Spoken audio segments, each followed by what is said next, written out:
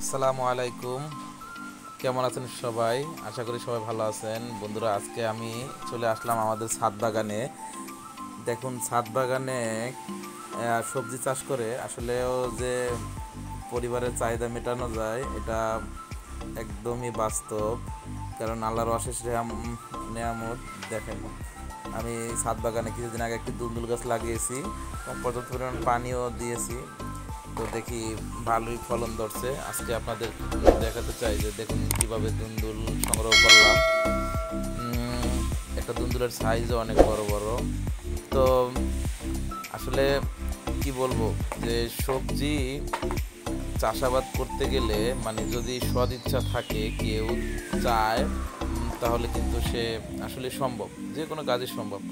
তো দেখুন, আমরা প্রত্যেকটা কাজের একটা সফলতা যখন পাই তখন কিন্তু মনে শান্তি লাগে বা তৃপ্তি পায় এবং ভালো লাগার কাজ করে। তো আমারও এরকমেরই, যে আসলে আমি গাছটা লাগাইলাম, সেক্ষেত্রে সবজি হলো, সেই সবজি আমি নিজে আসলে সংগ্রহ করলাম।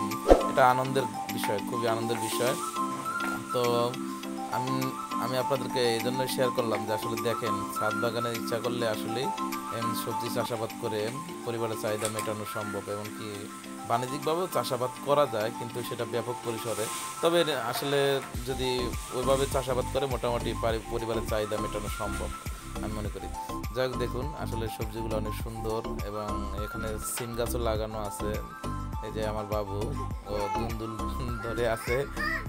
ঠিক আছে, যাই হোক, ও দুই হাতে নিচে এবং ওর আম্মু আর একটা দিল।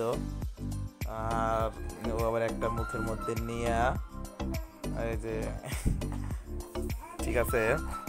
তো যাই হোক, সবাইকে আমার এই ভিডিওটা দেখার জন্য ধন্যবাদ।